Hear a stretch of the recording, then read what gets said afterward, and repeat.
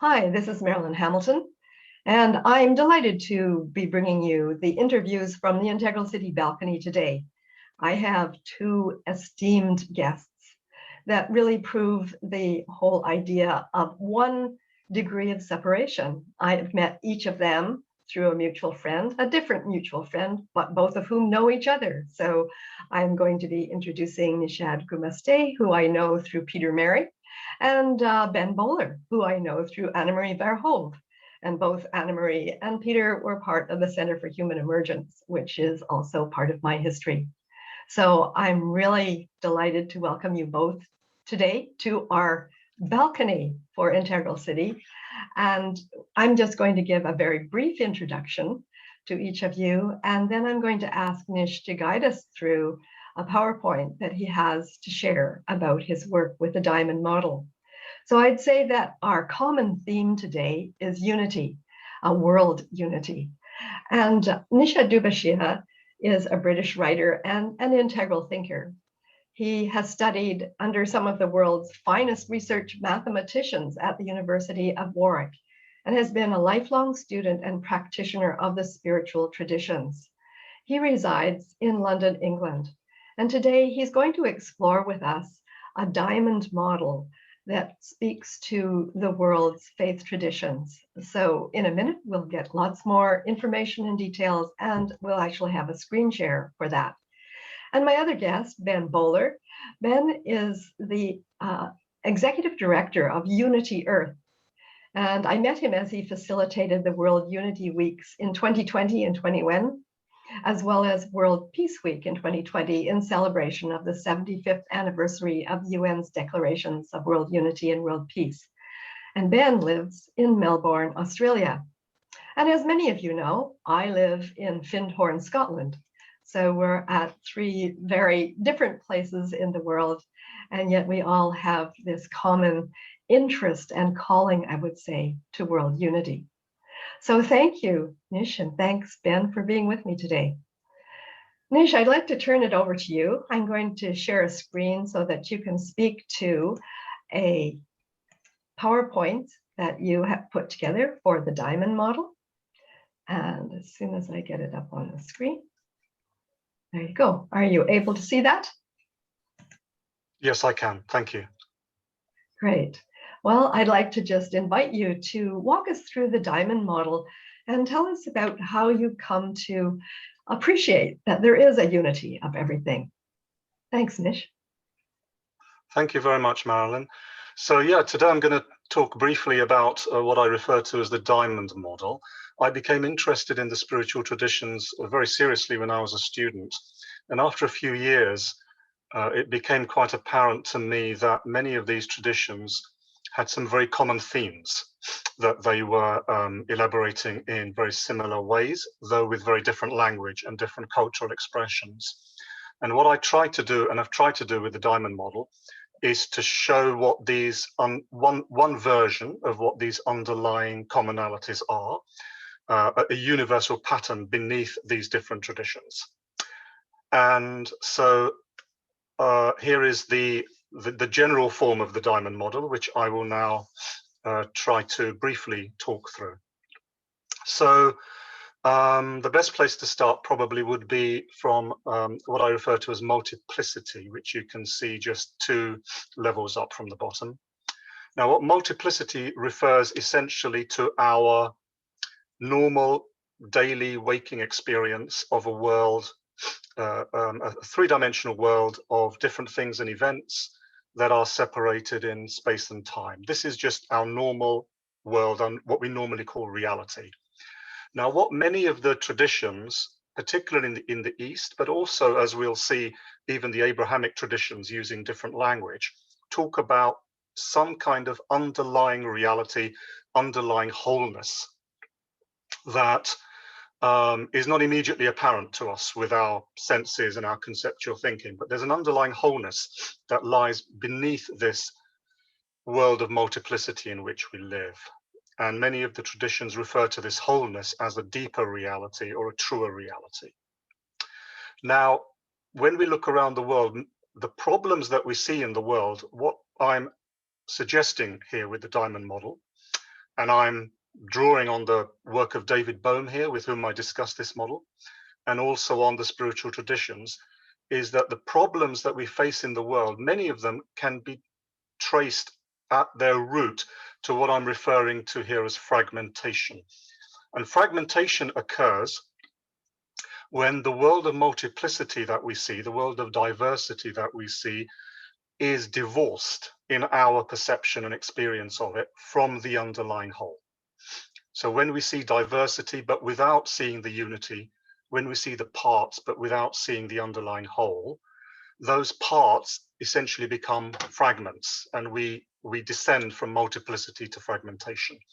And most of the world's problems, the major world problems, I'm suggesting can be traced to some kind of fragmentation. Problems such as religious fundamentalism, extreme wealth inequality, environmental problems, all of these ultimately at root come from losing sight of the underlying unity, which makes us drop, if you like, or descend in our perception from multiplicity down to fragmentation.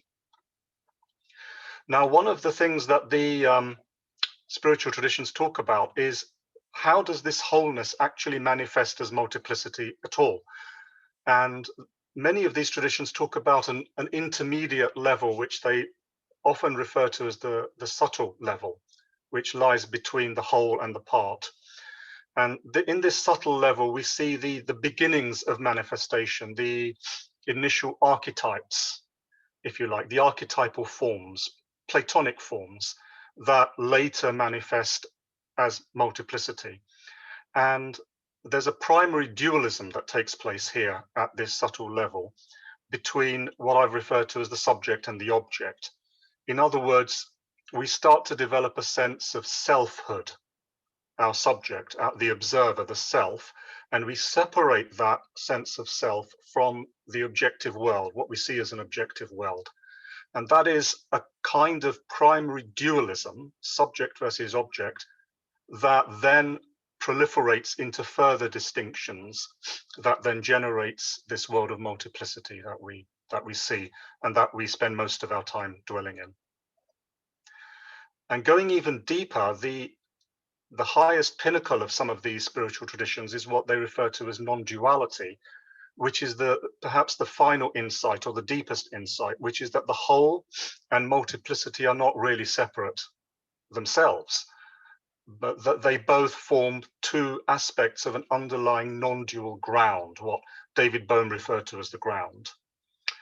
And if you look at this entire process whereby the whole manifests as the subject, object manifests as multiplicity, that whole process we can refer to as a process of creation, whereby unity becomes diversity.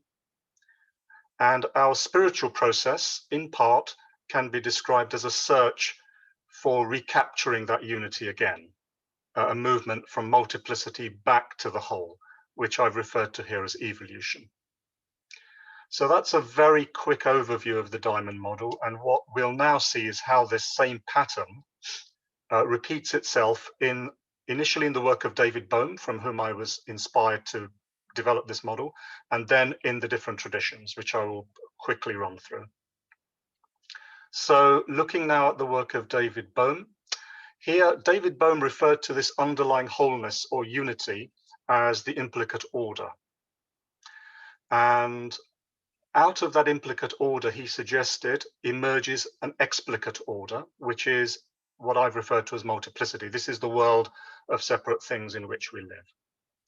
And there's an intermediate stage between the two, the subtle level, whereby mind and matter emerge out of the implicate order as relatively autonomous subtotalities of the whole. Consciousness and matter, consciousness and energy, however we want to describe it, subject and object, as I've described it. And the interaction of mind and matter then generates the explicate order, which is the world of separate things and events in which we live. And what David Bohm talked about in a lot of detail is how the loss of perception of the implicate order leads to us developing or falling into a state of fragmentation, where we live purely at the surface level of the explicate order. the level of parts, we lose sight of the underlying whole, the implicate order, and we fall from the explicate order from parts into fragments. Now, in his conversations with Krishnamurti, David Bohm also explored what might lie even beyond the implicate order. And Bohm and Krishnamurti together talked about in their book, The Ending of Time, about a ground of all being. And when I had a chance to talk to David Bohm about this in more detail, he explained to me that the ground is where the implicate order and the explicate order are no longer seen as separate. They're both part of an even deeper movement, which he referred to as the hollow movement. So that is what I was referring to previously as non-duality, a non-duality between the wholes and the parts, between the whole and the parts. So the process whereby the implicate order manifests as mind and matter, which then manifests as the explicate order, is what David Bohm referred to as a process of emergence. And the process whereby the explicate order dissolves back into the implicate order is what he referred to as a dissolution, a process of dissolution. And he believed that this cycle of emergence and dissolution actually takes place in each moment. It's not a historical thing taking place over billions of years. In each moment, there is an emergence and a dissolution between the implicate and the explicate. And everything that we do in the explicate is fed back into the implicate. So the implicate order isn't static. The implicate order also evolves in line with how the explicate order is evolving. So the whole and the parts evolve together. It's not as if the parts just go back into the whole and the whole is unchanged. The whole and the parts are constantly evolving in a spiral type movement. Okay, so now I'll talk briefly about the traditions and how this same pattern can be seen in the traditions. So I'll start by looking at the Eastern traditions, Hinduism, Buddhism, Taoism. These are big generalizations. Obviously, there are differences between these traditions, and at some point we can talk about those in more detail. But this is a general look at how the Eastern traditions, how we can see this same diamond pattern in the Eastern traditions.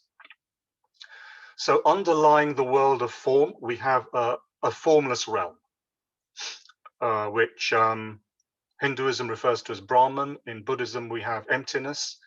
In Taoism, we have the Tao. This is the underlying formless reality that underlies the manifest universe. And that formless reality manifests as the world of form. So the world of form in Hinduism, that's referred to as Leela. That's the play of God, the play of Brahman, which in the manifest world. In Mahayana Buddhism, that's referred to as the Mano Vijnana. That's the mind that creates distinctions, that creates the world of form by distinction making. In Taoism, that's referred to as the many. The Tao becomes the many, the one becomes the many. And again, here we have an intermediate level, which is the subtle level. And these traditions, Hinduism and Taoism, very explicitly talk about a primary dualism that occurs as the formless starts to manifest as form. So in Hinduism, we have a primary dualism between Shiva and Shakti, between the masculine and the feminine, where Shiva is consciousness, the subject. Shakti is energy, the world of energy and matter, which is object. In Tao, we have the yin and the yang. These are the two primary archetypes which interact to produce the world of form. In Buddhism, it's simply referred to as the subtle realm, or in the Sambhogakaya in Tibetan Buddhism, for example. Now, also here we see a deep insight from these traditions, which is that when the world of form is divorced from the formless in our perception of it, we fall into some kind of delusion, which is what we referred to earlier as fragmentation. In Hinduism, this is referred to as the Maya.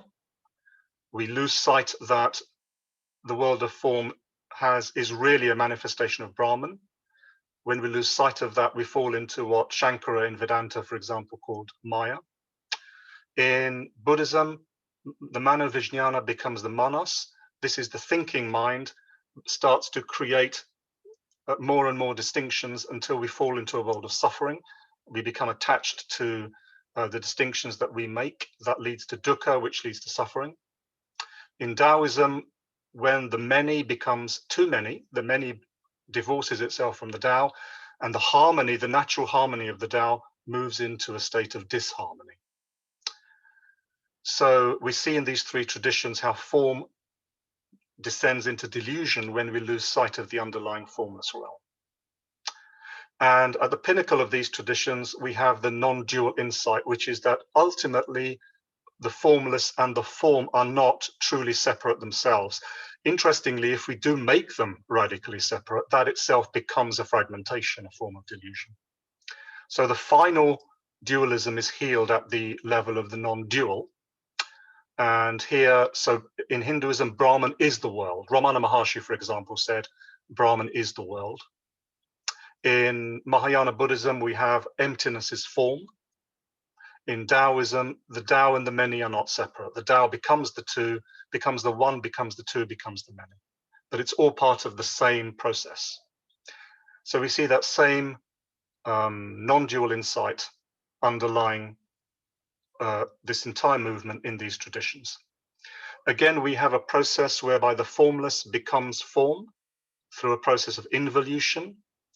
This was a term that was made popular by Aurobindo. And the reverse process takes place whereby the form rediscovers the subtle realms and rediscovers the formless and eventually the non-dual. And that process we can refer to as evolution, which is what all spiritual practitioners are essentially engaged in.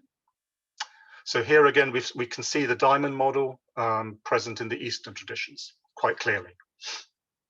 So if we now move to the Abrahamic traditions, now here I'm looking primarily at Judaism, Christianity, and Islam. And again, we see a similar kind of pattern, though with very different language, a different cultural framing.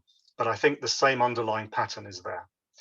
So underlying the universe or beyond the universe, we have the primary reality, which is God, referred to in different ways. So as Yahweh or Hashem in Judaism, as the Holy Trinity, Father, Son, and Holy Spirit in Christianity, as Allah in Islam. And God creates the world. He creates creation. Now, the first verse of the book of Genesis is that in the beginning, God created the heavens and the earth.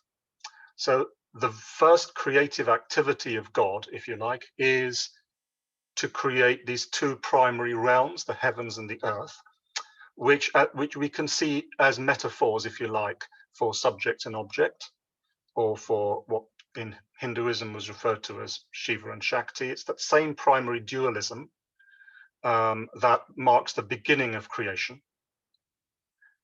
And then further things are created within the heavens and the earth to give us the realm of creation. So again, we have the one becoming the two becoming the many. When creation forgets God, or creation moves away from God in its remembrance, or more explicitly or exoterically through sin, through disobedience, then creation falls into sin. So sin here is the equivalent of what I was earlier referring to as fragmentation. And that is the act of creation rejecting God, of the parts forgetting the underlying whole.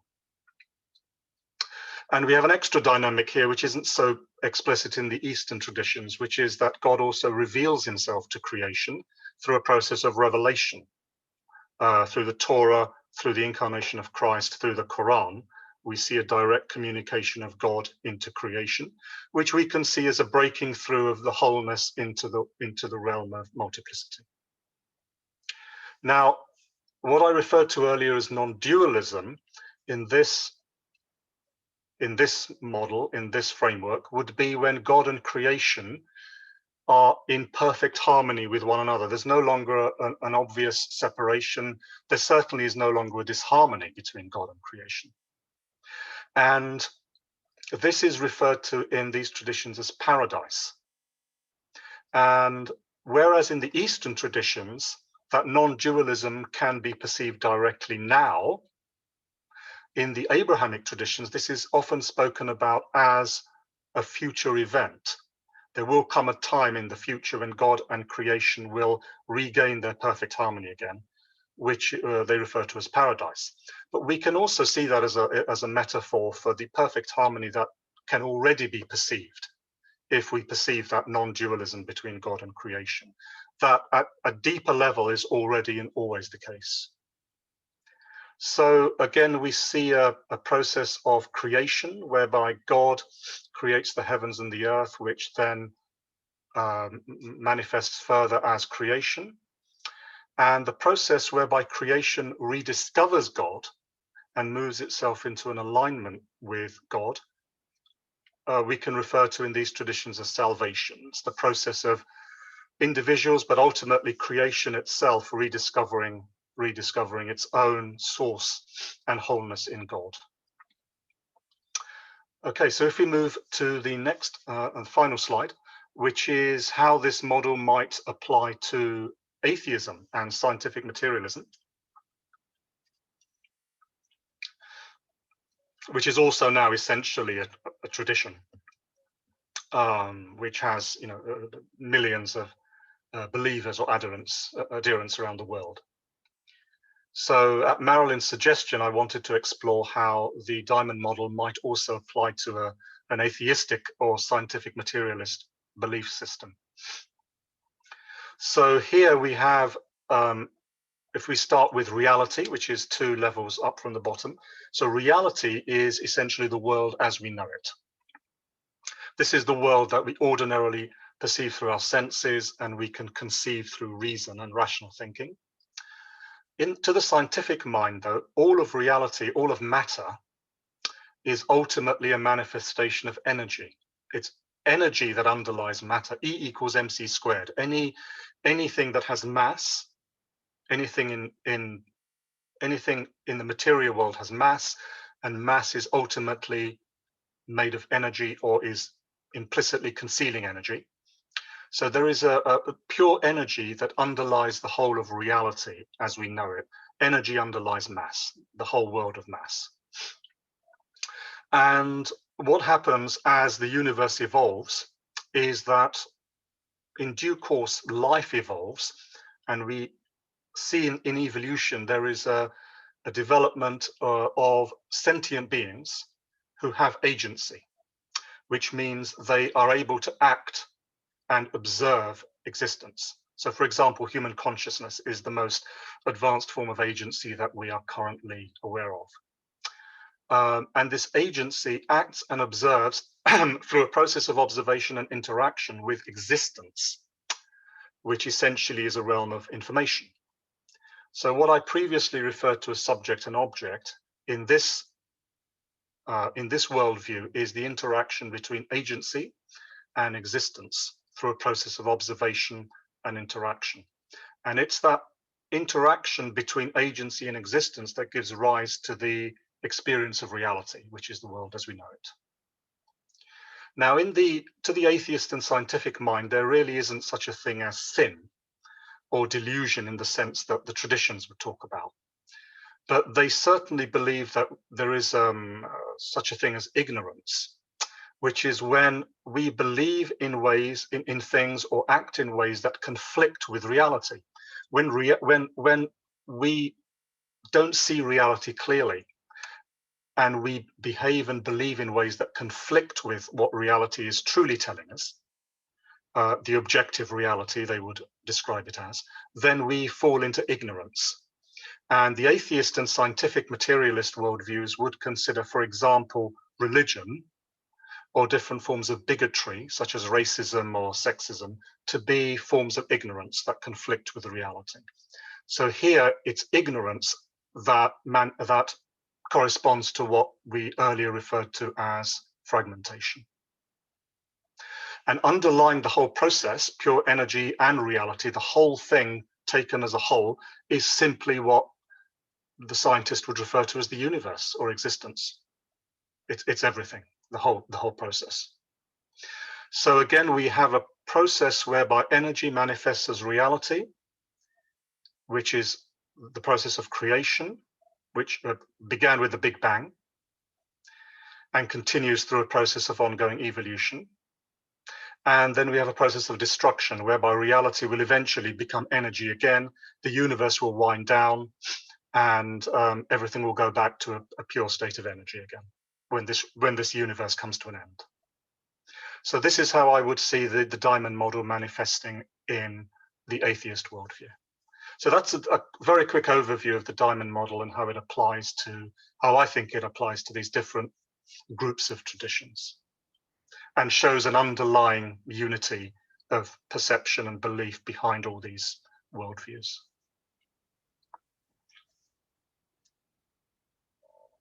Marilyn, you're on mute. Yes, thank you, Nish.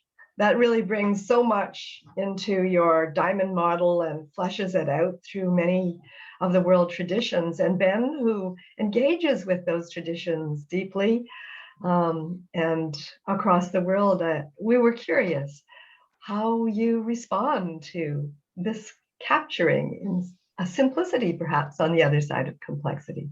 Yeah, wonderful. Thank you, Marilyn, and thank you, Nish. This was the first time I've had the privilege of having the diamond model explained like this, and I just want to really acknowledge the incredible work that you've done with your collaborators to bring this forward in dialogue with someone as extraordinary as David Bohm and others. This is the work from a philosophical perspective through to comparative theology, and science is a beautiful structure and system, I think, and can be very, very useful. There are certainly some things in there I'd love to dialogue with you about, Nish, in terms of how it relates to the work of integral theory, how it relates to the visions of Teilhard de Chardin and others in that space. But I just, first and foremost, want to congratulate you and say what a pleasure and a privilege it is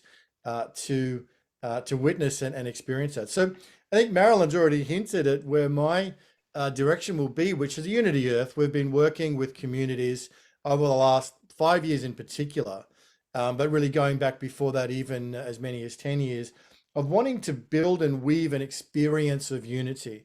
Because what you've laid out is intellectually valid, and it has a framework that's there for people to engage in. Very important work at that philosophical level, and yet for most of humanity, is it going to be a philosophical framework that motivates a change in behavior, or is it going to be something more visceral?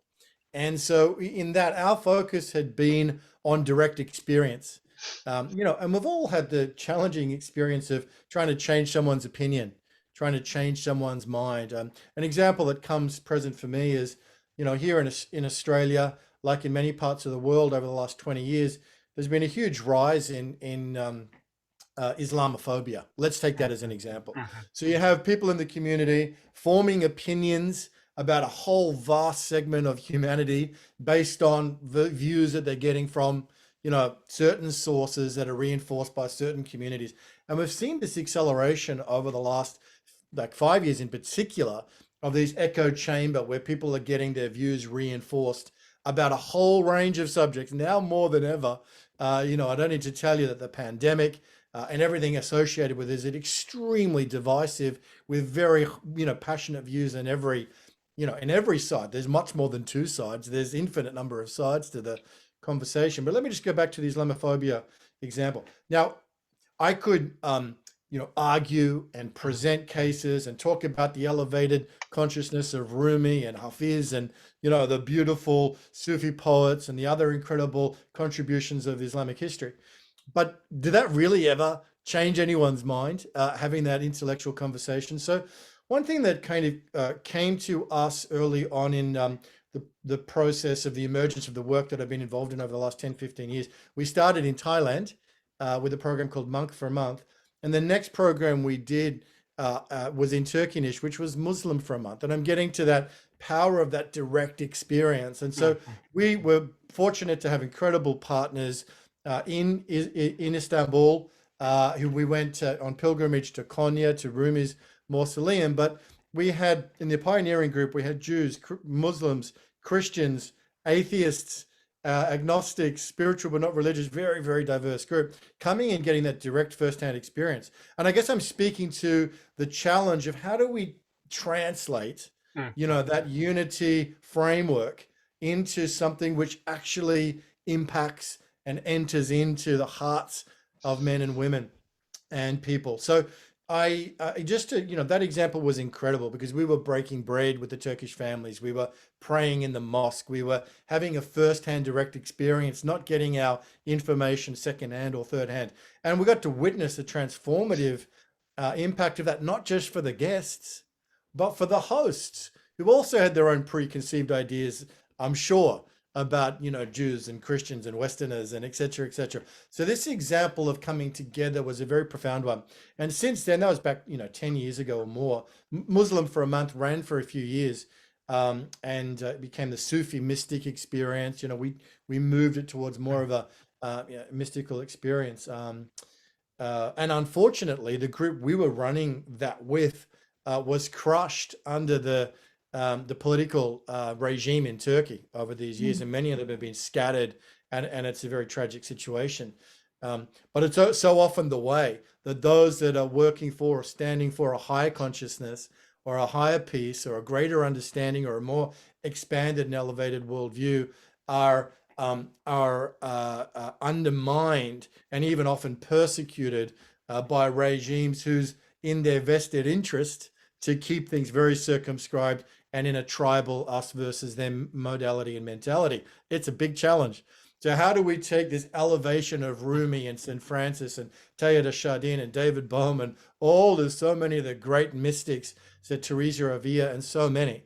How do we take that elevated consciousness and disseminate it through humankind? So the work that we've done over the last few years and our humble attempt to want to have some impact is using music and until recently travel and direct experience of concerts and experiences and ceremonies. Something that's very powerful is interspiritual ceremonies with Buddhist monks and rabbis from Judaism and imams from Islam and priests. You know, that's in a religious context. And then also those people have their own forms of spirituality. Maybe they're atheist, maybe they're agnostic, maybe they're spiritual but not religious, but they're a very fast-growing and important group. And so having all of that represented with the other important element, which is indigenous wisdom, and having something where all of these, you know, have their own place and have their own belonging.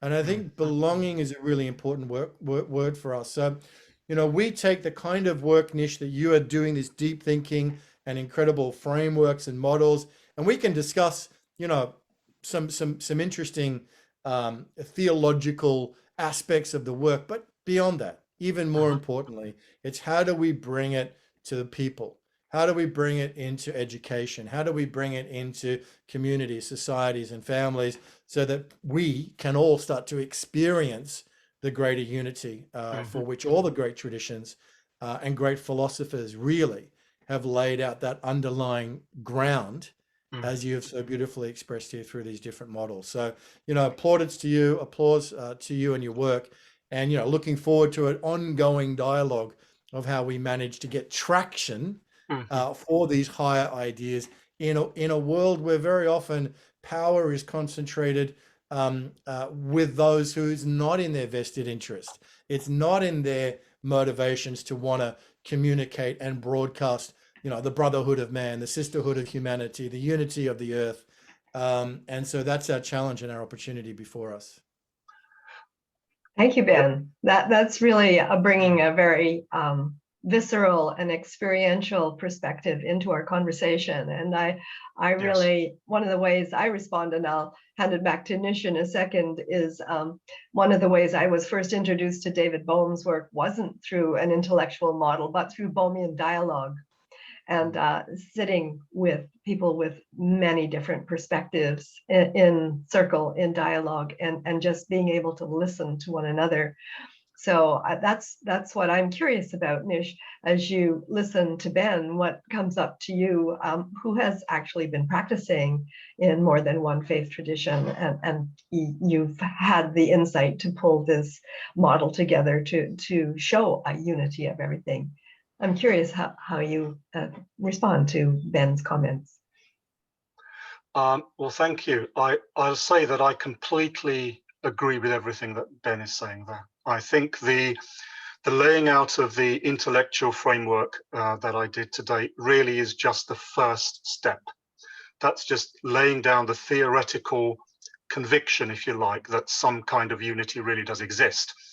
But as you rightly say, Ben, very few people are actually going to move into a state of unity with other religions just through looking at frameworks. That's unlikely, unless one is already there. Nobody radically changes their views through looking at PowerPoint diagrams. There has to be something more, like you said, more embodied than that. What I would like to do, and I've already explored this with Peter Merry in Humanity Rising last year, is now that we've shown how the diamond model may actually apply to looking at the theory behind the different traditions, can that diamond model and this insight into how wholeness becomes parts, becomes fragments, can that insight be used to initially model and see why we're getting the different problems in the world that we're getting? So if we concentrate initially on religious differences, religious fundamentalism, what exactly is the mechanism that takes place through which the fragmentation that results in religious disunity, what's really generating that? And I think the diamond model can give us some good clues as to why that's actually happening. And then more importantly, we then use, or we attempt to use, the diamond model to then generate a strategy for healing the fragmentation. And that's what I'd like to explore with you, as time goes on, as in this ongoing dialogue, is how does the diamond model give us a clue, and even more than a clue, a very concrete way of generating practical steps that we can take to heal the fragmentation and to help people to experience the wholeness that lies behind the differences. And I think this can be done, and I've discussed it in different contexts with Peter and Marilyn in the past. So maybe that's something we can look at next time. But yes, I agree with you completely. This was just laying down the theory. Now we need to move to the practical application of actually, bringing this down into the real world. And I'd love to have the opportunity to talk with you about that in the next session. Excellent. So Ben, I'm curious with what Nish has just said. I think we have enough time for me to share another screen which shows you how when I was learned about the diamond model, my integral city work, it does use an integral framework to look at the city, and I have 5 maps of the city. Some you would recognize as like the 4-quadrant map from Ken Wilber, others related to more the complexity emergence from spiral dynamics or fractal visions. But there is a 5th map that is the spirituality in the city. And so when I saw Nish's work, I went, oh, this map that I have never been able to talk to very many people about in great depth, this is part of the tribe. And so if you're open, I'll just share this picture for you, because this will help us to see how the map itself is able to show a lot of complexity in the city. One of the things that I do in looking at the city, this is not a terribly good frame on this shape of the screen, but I talk about the master code of care. And the master code of care simply says we must care for ourselves so we can care for others, so we can care for our places, our cities, and so altogether we care for the planet. So there is a fractal level of caring, and how do we care in all our different traditions? It looks differently.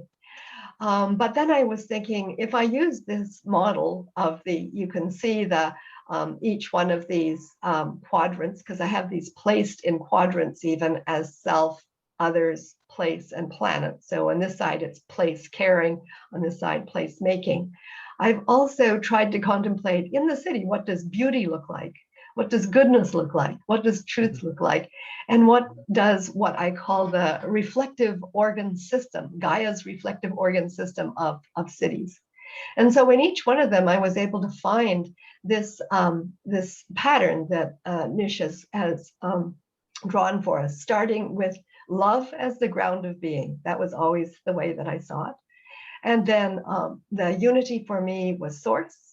And then the multiplicity was each one of these elements. So beauty broken into inner and outer. And what happens when we fragment, it's broken. Then if we look at the map for goodness, again, love is the ground of unity, source, and is unity. Goodness is the multiplicity expressed through the individual and the collective. And when it fragments, it goes into what I've said, disrespect. We don't have goodness in the city. If we go from self to others to place, then we see source as unity. And here, truth is the multiplicity. And here is where I identify place caring and place making. And when we fragment, it becomes displaced. We're not agreeing even how we relate to our places or care for them. And then finally, when we think about the whole planet of cities, I think of source and then Gaia's reflective organ system as the multiplicity. And here I would have one city versus a planet of cities. So it goes to a different scale. And certainly when we have fragmentation here, we have disunity. So this is me trying to apply this model to thinking about something that I've thought of in the city, is that the faith traditions I have always thought of as holding the integrator role in the city, that they have the voice to be able to say, we need to work together. And now most of our cities have all the faith traditions living street by each with one another. And so I'm thinking that cities are going to be the places that bring us the opportunity to discover how unity can be expressed in our experiences, in our music. I love you've identified the music, and in our cultural traditions. So there's just an example of where we might take further discussion. That's really, really exciting. I love that collaboration, Marilyn, what you've done, inspired by Nish's work and applied it to integral cities. And one of the intersections that you just so beautifully have laid out here, I've written about and thought a lot about also the ultimate role of religions in a healthy, thriving, diverse world. Now that could be a city or it can be a planet. And obviously it needs to be both and all of those things. So, the higher mission of religion is to be that force for harmony and that force for goodness and truth and beauty. And, I think the other thing that's also evident in the diamond model and just in general experience on this planet is that there's nothing more further apart than bad religion, which divides and seeks to conquer and drives tribalism, and good religion, which really, can be an incredible force for goodness, truth, and beauty, as you've laid out so beautifully there in the city. So I would love to continue to dialogue and how we can, weave together these different strands into something extraordinary. Well, thank you, Ben. And Nish, I'd just like to give you a last opportunity to comment on what have you discovered in our conversation today, where you've shared the model, heard from Ben, and where can you imagine taking this further? Yeah, thank you. Well, I'd like to thank Ben, first of all, for giving us the opportunity to present the diamond model. And yes, what I've learned from Ben is, the importance of the practical application of this. And where I think we can go with this is to look now at how this theory can become practice. There's the insights that the diamond model may give us. How can we translate those into understanding real world problems and can we use the diamond model to generate practical step-by-step strategies for healing fragmentation and helping us to rediscover that wholeness that lies behind multiplicity. So that I think would be a great way to take these conversations further. Thank you, Nish. And Ben, what would you like to do to take it further? And we'll see where we can go after our conversation today. Well, I love the kind of the various points that are held here in the missions and the passions and how they and also the mastery that you've both done over many decades of your work, and how this could be applied in cities through events and through cultural experiences, through educational aspects, through community engagement. I think perhaps the days of global travel are probably never going to be the same again. So the work that Unity Earth has done and World Weavers has done of flying people all around the planet to have these experiences, what a privilege for me to go and be in the mausoleum in Konya. But I'm not sure that's going to be the way of the future. So focusing in on cities and their own transformation, and that, as you said before, Marilyn, I think you touched on, every city is really a microcosm of the whole world now. Yeah. And so focusing in on cities, transformation within cities, localization is an area I'd love to go in myself. So very open to how do we explore this, take our collective learnings, and maybe come out of it with something that can be a blueprint for cities to adopt in the very near future. Oh, thank you, Ben. Thank you, Nish. This is a really exciting view from the balcony today. And a lot of people just don't recognize how, as you just finished saying, cities are microcosms of the whole world. And as you pointed out, Ben, that wonderful ways of expression, of care, of unity, of just feeling the reality of we are one world, that we have a oneness that we share. So I would like to thank you both, Ben and Nish, for joining me today. And I look forward to a few more conversations on this balcony from Integral City. So thanks so much. And I wish you both really a wonderful day, week, and years ahead. Thank you. Thank you, Marilyn. Thank you very much, Marilyn. Thank you.